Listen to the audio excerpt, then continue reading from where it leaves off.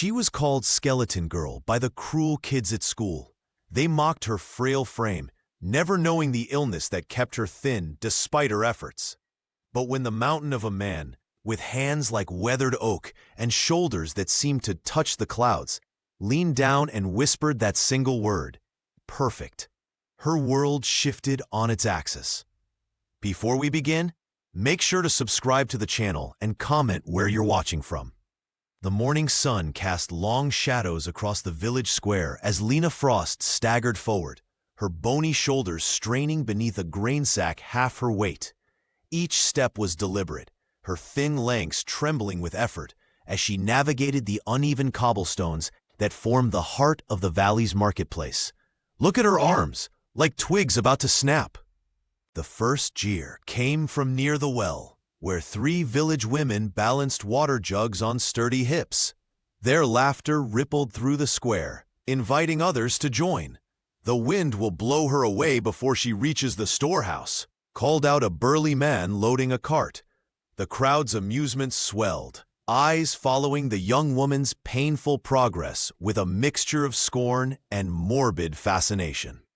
Lena kept her gaze fixed on the ground. Counting steps to distract from the burning in her shoulders. 23, 24. The familiar rhythm of mockery had been her companion since childhood, when famine had marked her body permanently while others recovered. Now, at 19, her frame remained impossibly thin, despite the valley's years of plenty. "My son could carry 4 such sacks," boasted a farmer, deliberately stepping into her path. "What use is a laborer who can barely lift her own weight?" He spat near her feet, forcing her to sidestep awkwardly, nearly losing balance. Beneath the rhythmic clang of the blacksmith's hammer, she pressed onward. The metallic percussion seemed to punctuate each taunt thrown her way. The smith himself paused his work to watch, wiping sweat from his brow as he joined the spectators. "Perhaps she should weave herself some meat." This from Kara, the miller's daughter, whose plump figure was considered the ideal of beauty in the valley. The young woman's eyes narrowed with particular cruelty as she stood surrounded by admiring friends. Even the children joined in, emboldened by adult example. A boy of no more than 8 ran alongside Lena, mimicking her strained posture to delighted squeals from his playmates. "Look at me. I'm starving," he mocked, collapsing in exaggerated weakness. Lena's collarbone jutted sharply against her threadbare shirt, her wrist so slender that the rough twine handles of the sack cut into flesh already marked by similar labors. Yet she continued forward, each step a quiet rebellion against the assumption she would falter.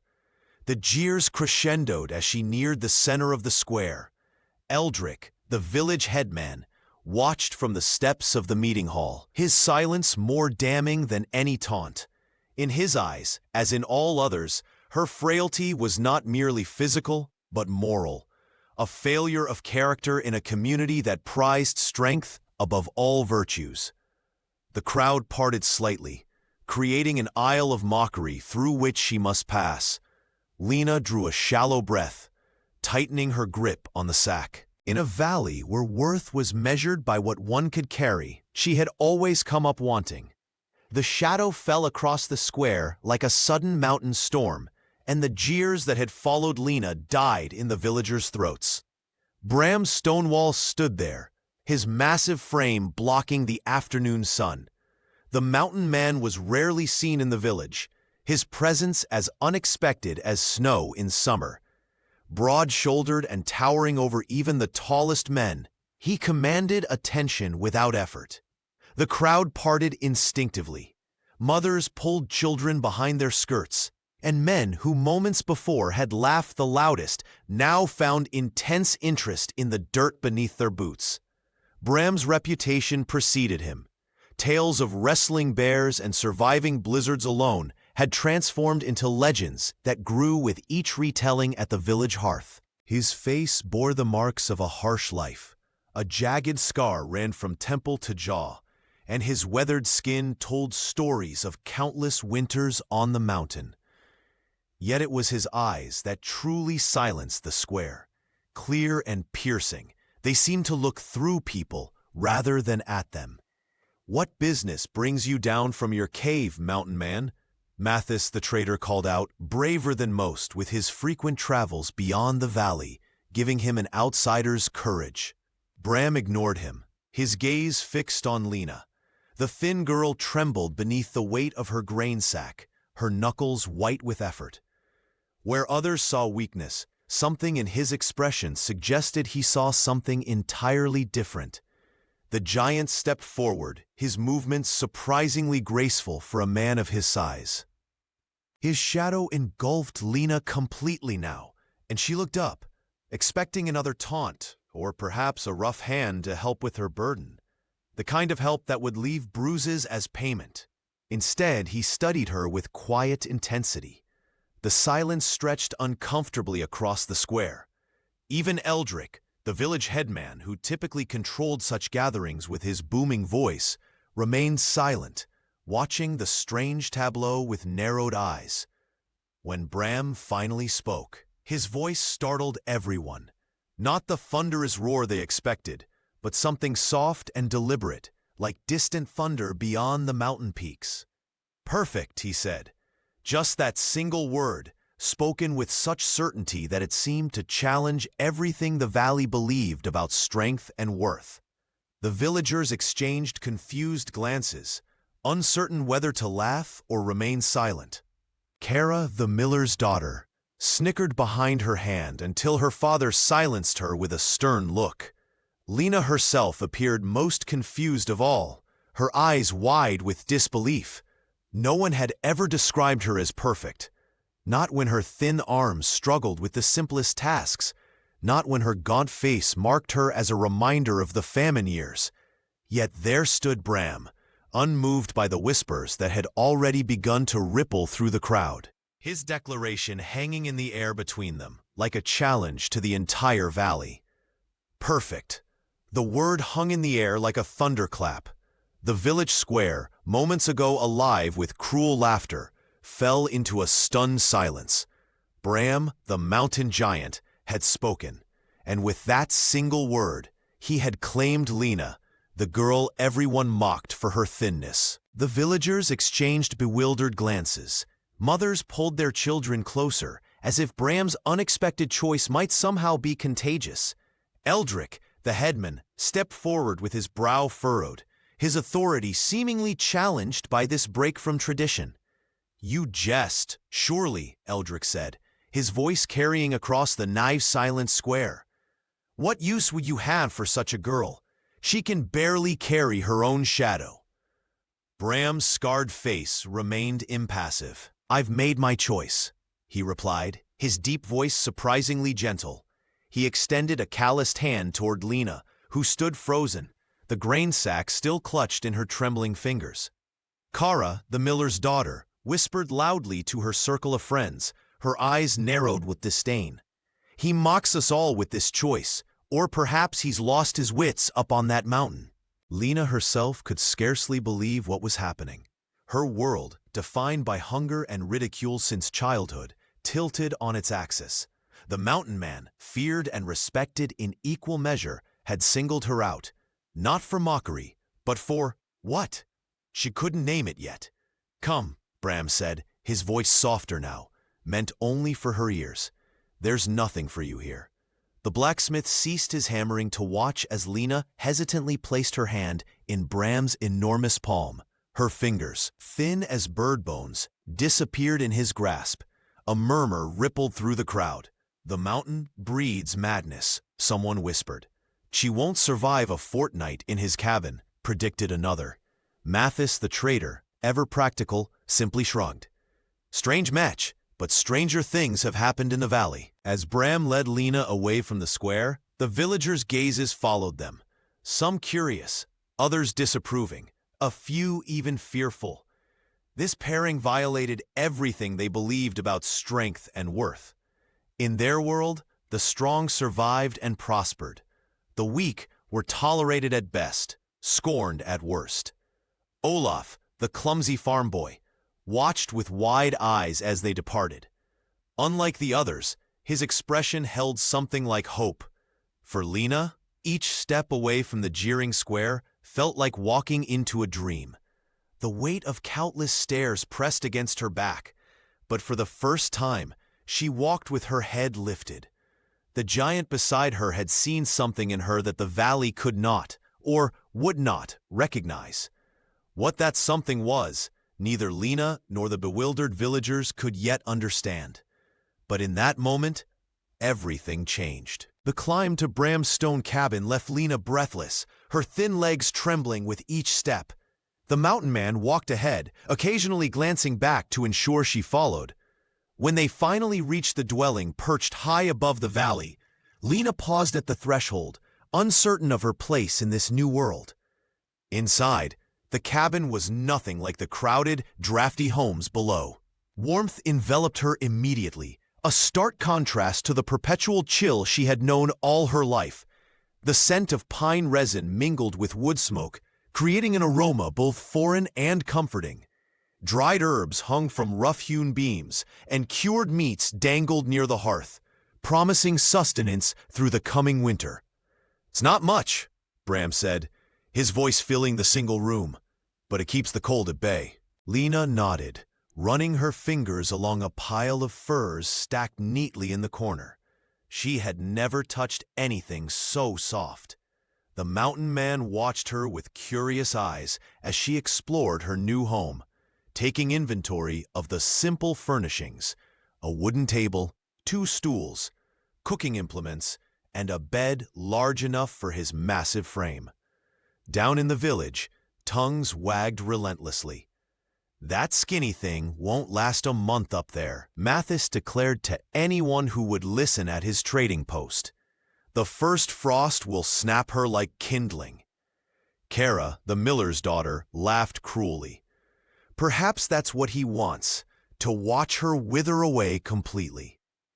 But in the cabin, Lena found herself eating better than she ever had. Bram shared everything: venison stew rich with mountain herbs, hearty bread, and berries preserved in honey. He showed no impatience when she could only manage small portions, her stomach unaccustomed to such bounty. "Eat what you can," he told her. "Tomorrow there will be more." The silence between them was comfortable, punctuated only by the crackling fire, an occasional howl of wind across the mountainside. At night, he gave her the bed, fashioning his own sleeping place from furs near the hearth. The arrangement shocked her. No one had ever surrendered comfort for her sake. Days passed, and Bram began teaching her the ways of mountain survival. He showed her how to identify edible plants, how to read weather in cloud patterns, and how to maintain the fire that kept them alive. His massive hands were surprisingly gentle as he demonstrated how to repair a loose shingle or set a snare for rabbits. "You'll need to know these things," he explained, "when the snow comes." Lena listened intently, determined to prove the villagers wrong. Each night, as she lay beneath warm furs listening to Bram's steady breathing, she silently vowed to survive not just the winter, but whatever challenges this strange new life might bring. In the mountain man's cabin, far from the jeers and mockery, she had found something unexpected: dignity. The soft click-clack of the loom filled the stone cabin as Lena's nimble fingers worked the threads with surprising dexterity. Bram watched from the doorway, his massive frame silhouetted against the mountain light. He had never paid much attention to weaving before. It was women's work in the valley. But something about the way she transformed simple thread into cloth captivated him. "Where did you learn to weave like that?" he asked one evening, his voice gentle despite its natural rumble. Lena looked up, her thin shoulders hunched protectively over her work. "My mother taught me before she died. We had nothing else to trade when food was scarce." The mountain man nodded, understanding survival in a way the villagers below never could. What amazed him wasn't just her skill, but the unique quality of her cloth, lighter than any he'd seen, yet surprisingly strong, like spider silk that could withstand the storm. When Mathis the trader made his monthly journey up the mountain path, He stopped dead at the sight of Lena's work draped across the cabin's single chair. "What is this?" The trader ran his fingers over the fabric, eyes widening. "This is extraordinary." For the first time since arriving at Bram's cabin, Lena smiled, a small, hesitant thing, but genuine. Mathis offered 3 times the normal price for her weavings, promising to return for more. Word spread quickly through the valley. Traders who had never bothered with the mountain path now made the journey specifically for what they began calling mountain silk. Each piece sold brought coins that clinked pleasantly in the small wooden box Bram carved for her. But with attention came renewed scrutiny. In the village square, Kara, the miller's daughter, gathered women around her like a hen with chicks. "Have you heard?" She whispered loudly enough for passing villagers to hear. "The mountain man keeps that skeleton girl as some kind of joke. He parades her around like a pet, mocking our traditions of strength." The women nodded, their faces pinched with disapproval and something else, fear that the old ways might be changing. "No good will come of it," Eldrick pronounced when the gossip reached him. The village headman spat on the ground. Weakness breeds weakness. Yet even as rumors poisoned the air below, the cabin above transformed. Shelves that once held only dried meat and preserved berries now displayed balls of colored thread.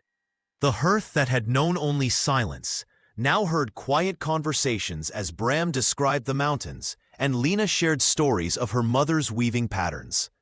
For the first time in years, the stone cabin felt like a home rather than a shelter. And for the first time in her life, Lena's hands created something others valued, not despite her frailty, but somehow because of it. The autumn sun cast long shadows across the village square as families gathered for the annual grain weighing ceremony. This harvest ritual, older than the oldest villager's memory, was the valley's measure of worth and prosperity. Sacks of grain stood in neat rows, their bulging sides a testament to months of back-breaking labor. Lena stood beside Bram, her thin frame nearly disappearing in his shadow. She had insisted on participating despite his gentle warnings. "Every household must show their strength," she had said, determination etching her features. When her turn came, Lena stepped forward. The crowd fell silent, their anticipation palpable. She wrapped her slender fingers around the coarse burlap of the smallest sack and pulled. Her arms trembled visibly, muscles straining beneath her skin. The sack barely budged from the ground. "Look at those twigs she calls arms." Someone shouted from the back. Laughter rippled through the gathering. "The mountain man's pet can't even lift a child's portion," sneered Kara, tossing her hair as she stood among the miller's family. Her words carried weight, and more villagers joined in the mockery. Eldrick, standing tall at the center of the ceremony, made no move to silence them. The headman's lips curled into a satisfied smile as Lena's cheeks burned with humiliation. She released the sack, her fingers red and raw from the effort. Bram watched silently, his face unreadable. Then, without warning, he strode forward. The crowd parted before him like water around a stone.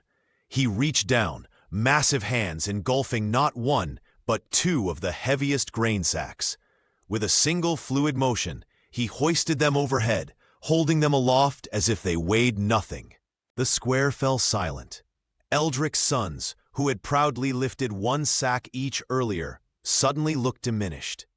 Their father's face darkened like storm clouds gathering over the mountain peaks.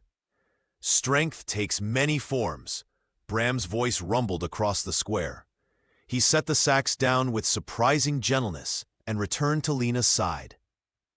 The young woman stood straighter now, her chin lifted despite the whispers that continued to swirl around them. Mathis the trader, ever practical, nodded appreciatively at the display. Even Sigrid, watching from the edge of the gathering, allowed herself a small smile of approval. But Eldrick's eyes never left Bram.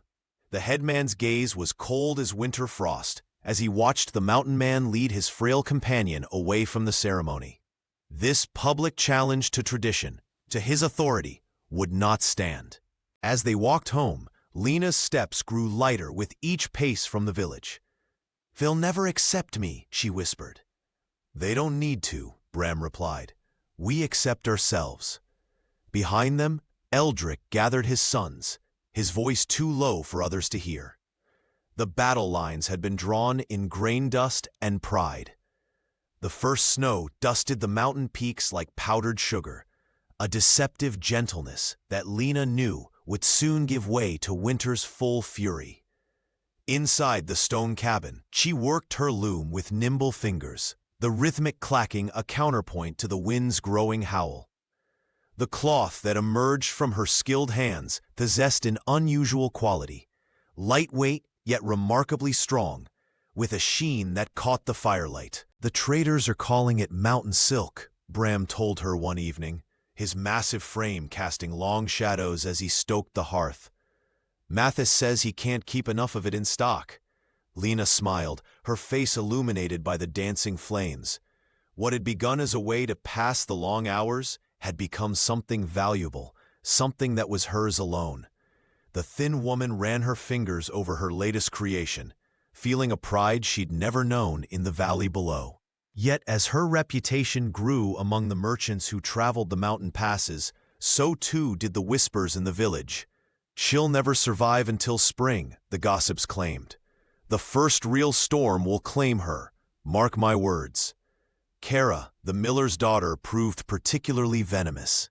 "My father says it's unnatural," she announced loudly at the loom circle from which Lena remained excluded. "A girl that skinny living up there with the mountain man? It mocks everything our ancestors built." The young weaver's envy had festered since the day Bran chose Lena, transforming into something dangerous and sharp.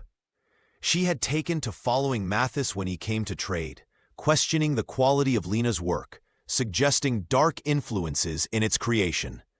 Meanwhile, Eldrick watched the changing dynamics with growing unease.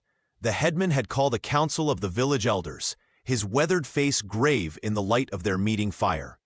"Bram defies our ways," he told them, voice low but firm. "By elevating this girl, this weakling, he challenges the very foundation of our strength. If others follow his example, what becomes of us?" Plans were laid that night, schemes to restore the natural order as Eldrick saw it. The village would not tolerate this disruption to traditions that had sustained them for generations. Back in the stone cabin, unaware of the plotting below, Lena and Bram prepared for the coming cold. She wove blankets of extraordinary warmth, while he split wood and smoked meat. They worked in companionable silence, their routine a dance of efficiency and mutual respect. "They say I won't last the winter," Lena said suddenly, her voice steady despite the weight of the words. Bram paused, axe in hand, and looked at her with eyes that had seen 40 harsh mountain winters. "Surviving here takes more than muscle," he replied. "It takes heart and wit. You have both." As the snow began to fall in earnest, they both understood that the coming months would test more than their ability to endure the cold. The blizzard struck without warning, howling down from the mountains like a vengeful spirit.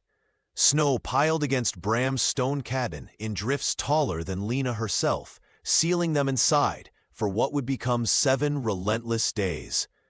The wind found every crack in the walls, its icy fingers probing for weakness, while Lena and Bram huddled near the hearth, feeding it precious firewood.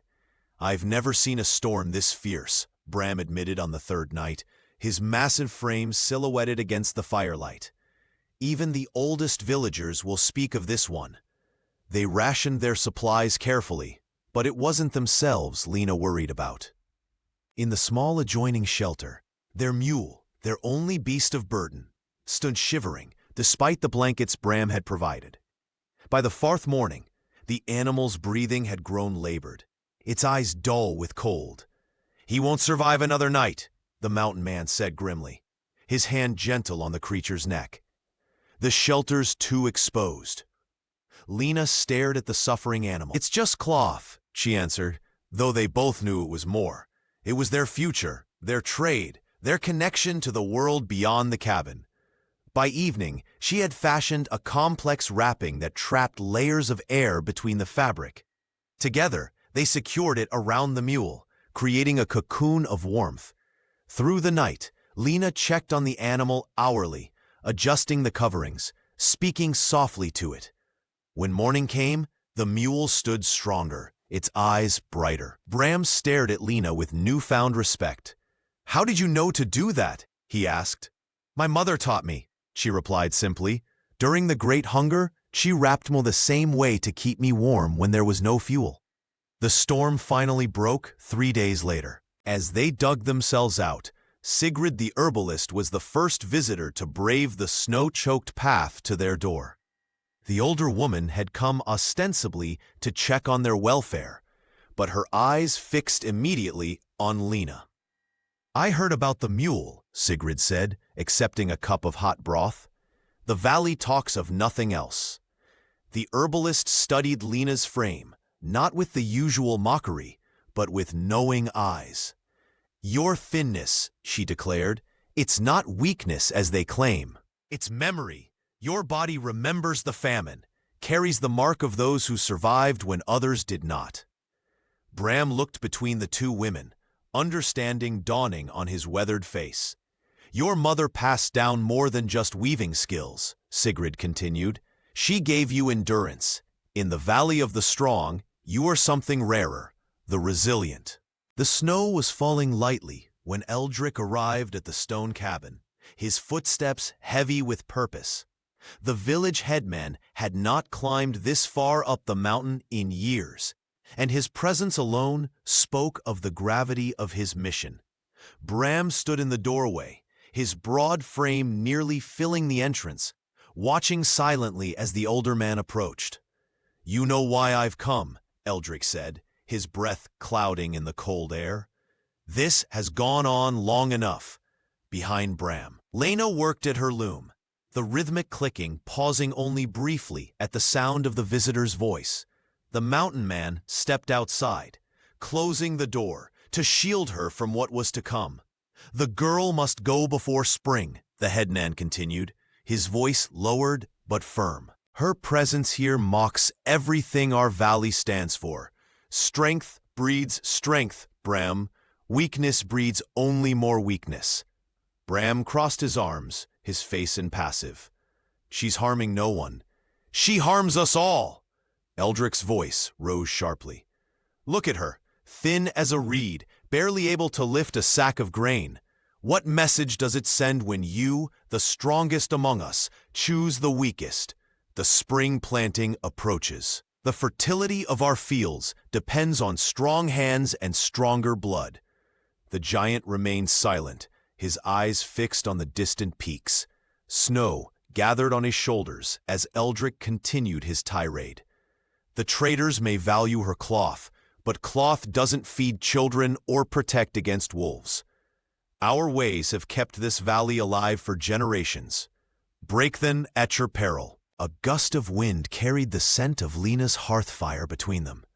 Bram felt doubt creep into his thoughts. What if the headman was right? What if his choice endangered more than just himself? "Send her away," Eldrick pressed, sensing hesitation. "Before the spring thaw, or you both will face the consequences." Something hardened in Bram's expression then, a resolve forming like ice on stone. The affection he felt for the weaver had grown quietly through the winter months, like a seedling beneath snow. "No," he said simply. The headman's face darkened. "You defy me? You defy all of us?" "I defy only what deserves defiance," Bram replied, his voice low but unwavering. Eldrick stepped back, his authority challenged in a way it hadn't been in decades. "You've made your choice then. When misfortune comes, and it will come, remember this moment." As the headman descended the mountain path, Bram remained standing in the falling snow, understanding fully what he had done. By refusing to send Lena away, he had positioned himself against the most powerful man in the valley and all the traditions he embodied. Inside the cabin, the loom began its rhythmic clicking once more.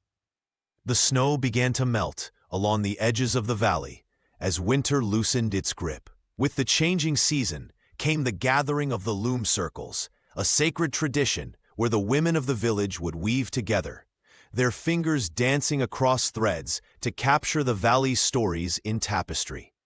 Lena had hoped to join, her thin fingers now skilled after months of practice in Bram's cabin. "We don't need her kind," Kara announced when Lena approached the weaving hall, her voice cutting through the morning air. The miller's daughter stood with arms crossed, flanked by 3 other women. "Her weakness might seep into our tapestries. What would that say about our valley's strength?" The other women nodded, their faces masks of disapproval. One even spat on the ground near Lena's feet. "The headman agrees," Kara continued, satisfaction gleaming in her eyes. "Eldrick says your presence would taint our history. Tradition demands strength in every thread." Lena's cheeks burned with humiliation as she turned away, clutching her small basket of tools to her chest. The rejection stung, but it was not unfamiliar. She walked back up the mountain path alone, the weight of exclusion heavier than any grain sack she had ever carried. In the solitude of the stone cabin, Lena channeled her pain into her craft. Her fingers worked the loom with increasing skill, creating patterns more intricate than anything the village women produced. She wove through tears some days, through determination others. The cloth that emerged was remarkably light, yet stronger than the valley's traditional weaves. Bram watched her work in the evenings, his massive frame silhouetted against the hearth fire. "They fear what they don't understand," he said softly one night. "Your strength doesn't look like theirs." Meanwhile, Mathis the trader had discovered the value of Lena's unique cloth. What began as a curious transaction became a profitable venture. He sold her weaves to travelers from distant valleys who marveled at the delicate strength of what he cleverly named mountain silk. 3 more orders came in today, the trader told Lena during one of his visits, counting out payment coins. "People are asking specifically for the mountain silk. I could sell twice what you make." What Lena didn't know was that Kara had been watching these exchanges with growing resentment. The miller's daughter had always prided herself on being the finest weaver in the valley. Now, the girl they had mocked was threatening not just tradition, but her position. "She must be using some kind of trickery," Kara whispered to the other women. "No one so weak could create something of value. Perhaps she's bewitched the mountain man. Perhaps she's bewitched us all." The whispers spread like wildfire through the village, even as Lena's reputation as a weaver began to extend beyond the valley's borders. Her exclusion had become the very thing that set her apart. The valley bloomed with the first wildflowers, their colors dotting the hillsides like scattered gems. Spring had arrived, bringing with it the most sacred celebration of the year, the fertility rites. Villagers emerged from their winter isolation, dressed in their finest garments, faces bright with anticipation. The ceremonial grounds had been swept clean, decorated with fresh greenery and ribbons that fluttered in the gentle breeze. Lena stood at the edge of the gathering, her thin fingers nervously twisting the hem of her new dress, one she had woven herself from her prized mountain silk. The fabric caught the sunlight, shimmering like water. Several women glanced her way, their whispers barely concealed behind cupped hands. "If she dances, we'll have famine by midsummer," muttered an elder, loud enough for all to hear. "The earth needs strength to bear fruit, not bones that would snap in a strong wind." Kara, the miller's daughter, nodded vigorously. "My father says the gods will turn away if weakness leads our dance." Her voice carried across the gathering, designed to reach Lena's ears. Several young men laughed in agreement, their eyes darting between Kara's robust figure and Lena's slender frame. Eldrick stepped forward, his ceremonial staff striking the ground 3 times. "Choose your partners," the headman commanded. "Only the worthy may bless our fields." Young men approached the women they favored, strong girls with broad hips and sturdy arms. Lena remained alone, her eyes fixed on the distant mountains. She had expected this exclusion, had prepared herself for it, yet the sting remained sharp. Then a shadow fell across her. Bram stood before her, his massive frame blocking the sun. The mountain man extended his hand, calloused and scarred from years of solitary labor. "Dance with me," he said simply. A ripple of disbelief spread through the crowd. Some laughed outright, while others exchanged concerned glances. Eldric's face darkened like storm clouds gathering over the peaks. "The giant and the twig," someone called out. "They'll break the earth's balance." Bram's expression remained unchanged. His hands stayed extended, waiting. Lena hesitated only a moment before placing her slender fingers in his palm. His grip was gentle yet secure, as though holding something precious but not fragile. "You don't have to do this," she whispered. "I choose to," he replied, his voice carrying no doubt. Together they stepped into the circle. The musicians faltered briefly before resuming their melody. As the drums beat and pipes sang, Bram and Lena moved together, the mountain giant and the weaver, defying tradition with every step. Though laughter and jeers continued from the edges, Bram held her hand firmly in his own, his eyes never leaving hers. In that moment, something shifted in the valley's heart, a tiny seed of change, planted alongside those that would feed them through the coming year. The spring air filled with gasps and whispers as Lena collapsed into Bram's massive arms. One moment, they had been moving through the fertility dance, her slight frame following his lead across the ceremonial grounds, and the next, she crumpled like a discarded cloth, her face ashen. The music faltered and died. "See? The wind finally took her!" someone shouted from the crowd. Laughter rippled across the gathering, harsh and immediate. "Nature knows what doesn't belong," Kara called out, her voice carrying over the others. The miller's daughter stood with arms crossed, satisfaction evident in her smirk. "A girl who can't even stand through a simple dance would bring famine to our fields." Bram cradled Lena against his chest, his scarred face twisted with concern rather than shame. He glared at the villagers, but their mockery only grew louder. Eldric stepped forward, his authoritative presence commanding attention. "This is what comes of defying tradition," the headman announced, gesturing toward the frail girl. "Weakness cannot sustain our valley." Bram opened his mouth to respond, but another voice cut through the jeers first. "Stop it, all of you." The crowd parted as Olaf pushed his way forward. The farm boy stood trembling, his hands balled into fists at his sides.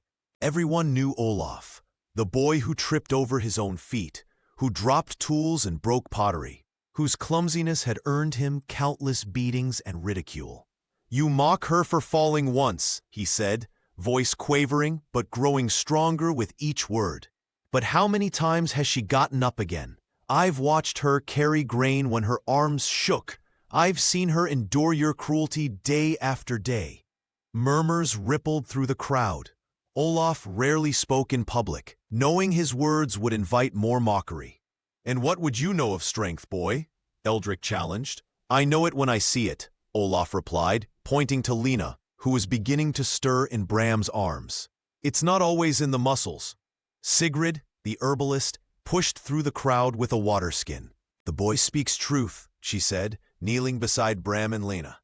"Give her space to breathe." Something shifted in the air.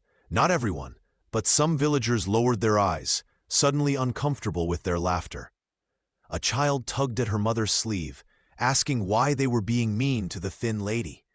An old man cleared his throat and turned away.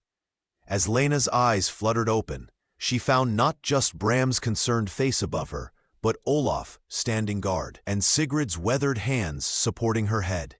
And beyond them, a crowd no longer unified in scorn, but divided, with the first fragile seeds of sympathy taking root.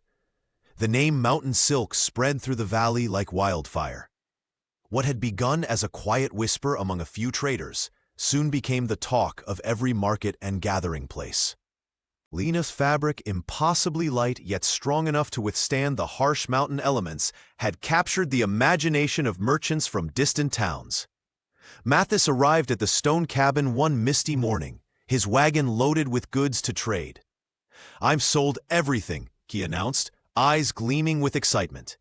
"3 merchants fought over your last pieces. They're calling it mountain silk now. Says it reminds them of spider webs touched by frost." The trader, who once participated in village gossip about the frail girl, now spoke of her with reverent tones. He laid out payment on their rough-hewn table: spices, tools, dried fruits, and a small pouch of metal coins that clinked with unfamiliar weight in Bram's massive palm. "Never thought I'd see the day," Bram muttered, watching Lena organize the unexpected bounty. Her thin fingers moved with practiced precision, arranging their new wealth with the same care she gave her weaving. Word traveled quickly. Villagers who had once crossed the square to avoid Lena now found reasons to pass by the mountain path, hoping to glimpse the woman whose handiwork was bringing prosperity to their isolated valley. Even Eldrick, despite his continued disapproval, could not deny that traders were staying longer, spending more. All because of the mountain silk. "They ask for you by name now," Mathis told her during his next visit. "A merchant from the eastern provinces has commissioned 20 lengths for his daughter's wedding. He'll pay double if you can finish by the first thaw." Lena worked through the short winter days and long nights, her loom clicking steadily by the hearth's glow. Bram would watch her sometimes, marveling at how her seemingly fragile form could produce such enduring beauty. The cabin that had once echoed with lonely silence now hummed with purpose. Sigrid the herbalist visited one afternoon, bringing dried herbs for Lena's increasingly frequent headaches. "The village is changing its tune," she observed, watching the weaver at work.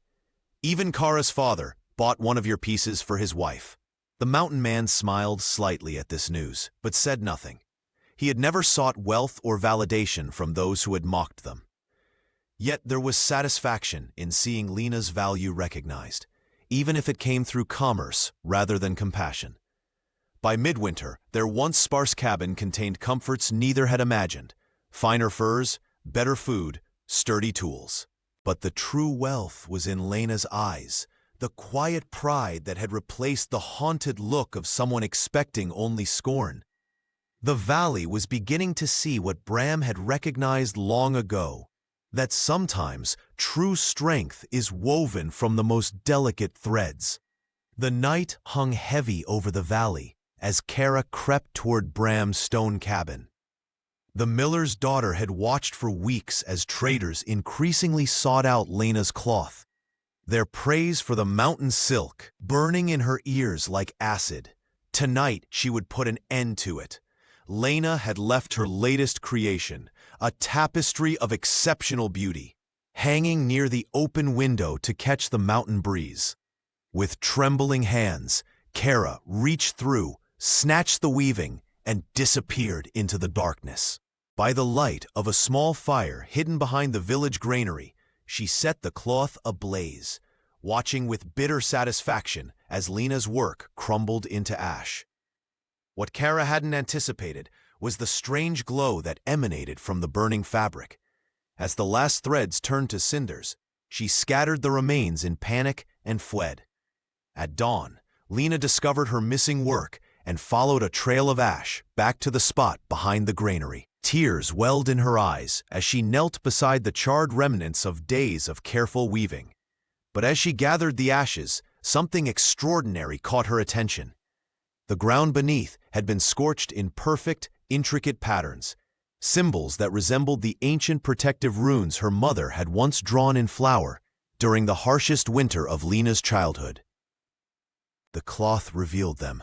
Sigrid whispered later that day, her weathered hands tracing the patterns Lena had sketched. The herbalist's eyes widened. "These are blessing marks from the old times. They appear only when something pure is sacrificed." Word spread quickly. Mathis, ever the opportunist, told the story to every traveler who passed through. "The thin girl's touch brings fortune," he declared, displaying her remaining weavings at premium prices. "The mountains themselves have marked her work." Even Olaf's father, who had once joined in the mockery, purchased a small piece of Lena's cloth to hang above his sickly cow. When the animal recovered 3 days later, the farmer credited the mountain silk with healing powers. Bram watched these developments with quiet wonder. "Your hands create more than beauty," he told Lena, as they sat by the hearth. "They reveal truth." Kara's sabotage had backfired spectacularly. Instead of diminishing Lena's standing, she had inadvertently elevated it. The villagers now looked at the frail weaver with a mixture of curiosity and reverence. Some even began to whisper that her thinness wasn't weakness at all, but rather a sign that the mountains had chosen her, a vessel too filled with blessing to carry earthly weight. For the first time since arriving in the valley, Lena walked through the village square without a single jeering voice rising to meet her. The winter solstice marked the darkest night of the year, when villagers gathered around massive bonfires that dotted the ceremonial grounds. Flames leapt toward the star-filled sky, casting long shadows across faces both familiar and wary. The ritual was ancient. Each person must jump across the smaller fires to ensure good fortune in the coming year. Those who faltered or refused were marked as harbingers of misfortune. Lena stood at the edge of the gathering, her thin frame wrapped in a shawl of her own making. The cloth shimmered with subtle patterns that caught the firelight. Whispers followed her as she moved through the crowd, some still mocking, others curious. The ritual jumps had begun, with strong young men leaping dramatically over flames to impress watching maidens. "Will the twig try to jump?"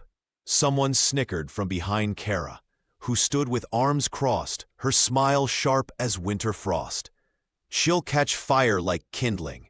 Bram tensed beside Lena, his massive shoulders rigid with protective instinct. But she placed a gentle hand on his arm and stepped forward alone. The crowd parted, expecting entertainment. The spectacle of the valley's frailest resident, attempting what even sturdy children approached with caution.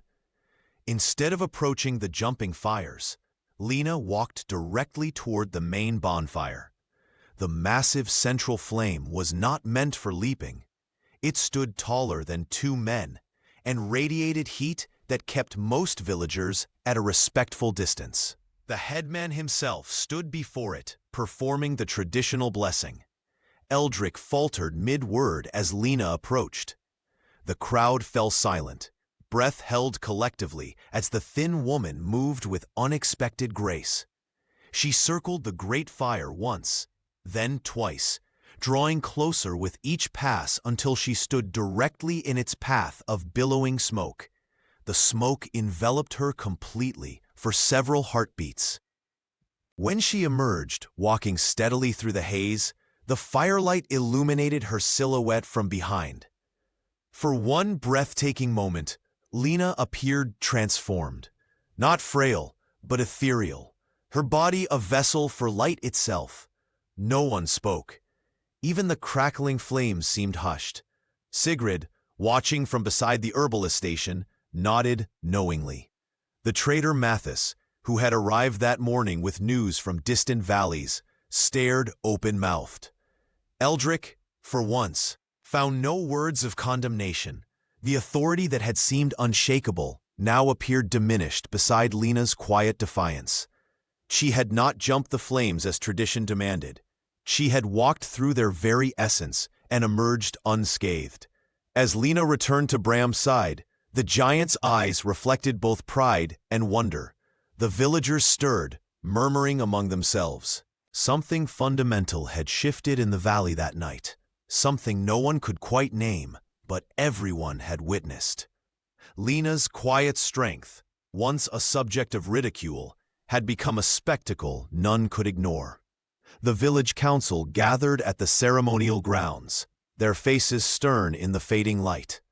Eldrick stood at their center, his weathered hands gripping his staff of authority. The headman's patience had worn thin with what he saw as a challenge to everything their community held sacred.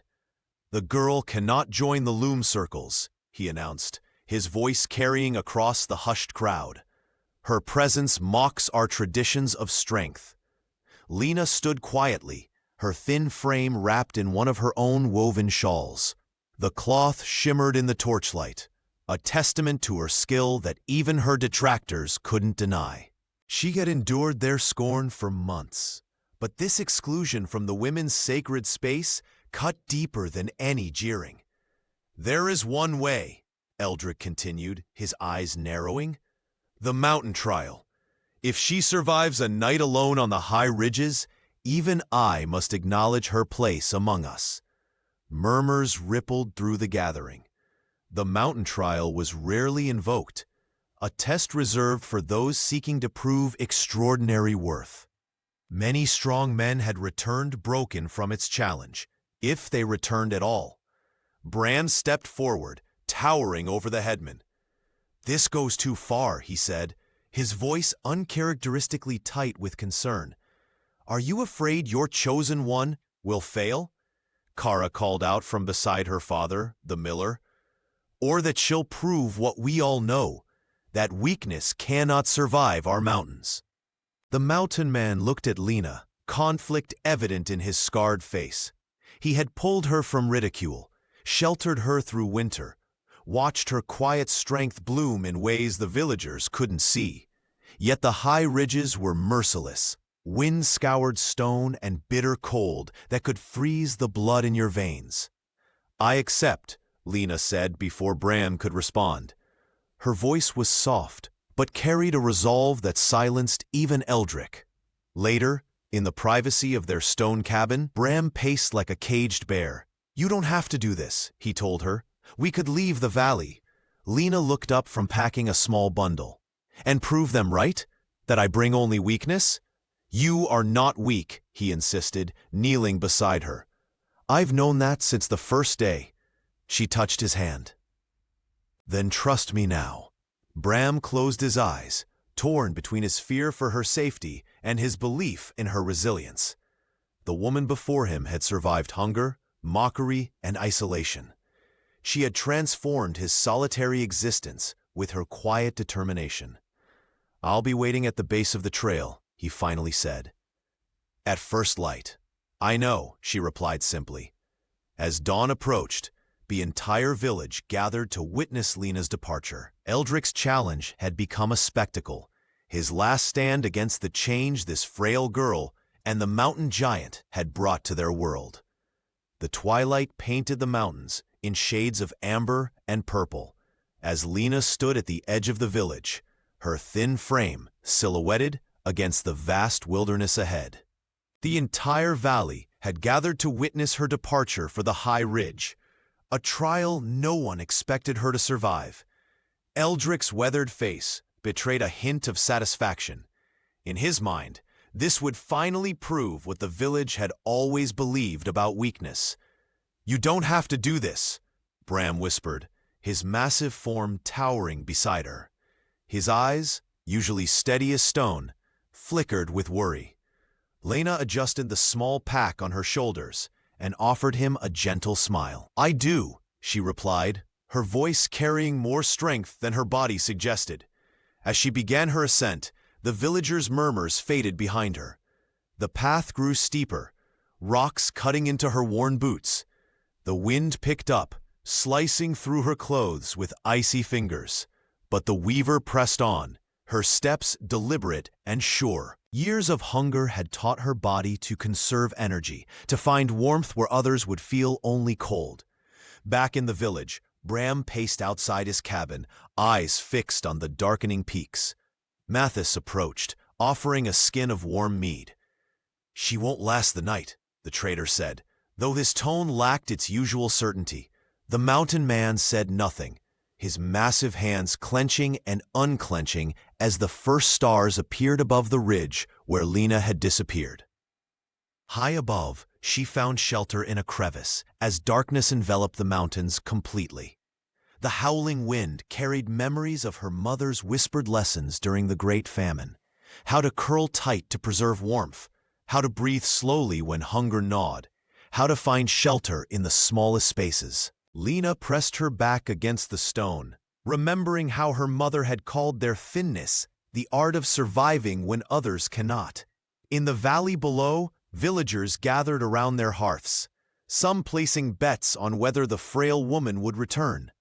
Kara loudly proclaimed her certainty of Lena's failure, while Olaf sat quietly by the fire, his young face set in stubborn hope. Sigrid the herbalist watched Bram's distant figure standing sentinel at the foot of the mountain path. "He sees in her what we've all missed," she murmured to no one in particular. As midnight passed and the temperature plummeted, Lena climbed higher still, drawn to a lightning-split tree she had glimpsed during the day. The ancient symbols carved into its base reminded her of the patterns she wove into her cloth, patterns her mother had taught her, patterns of endurance. Dawn approached with agonizing slowness. Bram had not moved from his vigil, his broad shoulders now dusted with frost. The village held its collective breath, eyes trained on the mountain path, waiting to see if the impossible might become possible with the rising sun. The first rays of dawn painted the valley in gold when a lone figure appeared on the ridge path. The villagers, who had gathered since before sunrise, fell silent as Lena descended toward them. Her thin frame moved with deliberate steps, no longer stumbling, but purposeful, as though the mountain itself had taught her how to walk its slopes. In her hands, she carried something that caught the morning light, a branch twisted and marked with the unmistakable scars of lightning. Such branches were rare, found only at the highest points where storms first touch the earth. According to valley lore, they were signs of the ancestors' favor, proof that one had stood where only the worthy could survive. Bram pushed through the crowd, his broad shoulders parting the onlookers like water. The mountain man's face betrayed a night without sleep, his eyes fixed on the young woman as she approached. Relief washed over his weathered features when he saw she was unharmed. "She has the lightning wood," someone whispered, and the murmur spread through the gathering, like wind through summer wheat. Eldrick stood at the front, his authority embodied in his rigid posture. The headman's eyes narrowed at the branch in Lena's hands, searching for some flaw, some reason to dismiss this triumph. Finding none, his shoulders sagged almost imperceptibly. "The mountain has spoken," Sigrid announced, her voice carrying the weight of her position as herbalist and keeper of traditions. "The lightning-marked wood comes only to those the ancestors deem worthy." Lena stopped before Eldrick and held out the branch without a word. The wood's surface was smooth where the lightning had seared it, creating patterns like ancient writing across its length. "I have survived your trial," she said simply, her voice stronger than anyone had ever heard it. The headman reached out reluctantly, touching the lightning scars with weathered fingers. Tradition bound him as surely as it had once bound Lena, to ridicule. He could not deny what everyone could see. "The trial is past," he acknowledged, the words clearly difficult for him to speak. Around them, the villagers' expressions transformed. Where once they had seen only weakness in Lena's slender frame, now they recognized endurance. The woman they had mocked for being too thin had withstood what many of their strongest could not. Mathis the trader stepped forward, bowing slightly to Lena. "The mountain silk weaver has proven herself," he announced, using the name her cloth had earned in distant markets. Olaf cheered first, his enthusiasm breaking the solemn moment. Others joined until the sound echoed off the mountain faces. Even Kara stood silent, her usual scorn replaced by reluctant wonder. Bram took Lena's hand, and together they faced the village that could no longer deny her worth. The village elders gathered beneath the ancient oak, their weathered faces solemn as they announced their unprecedented decision. Lena, once the valley's most ridiculed daughter, would lead the spring fertility dance.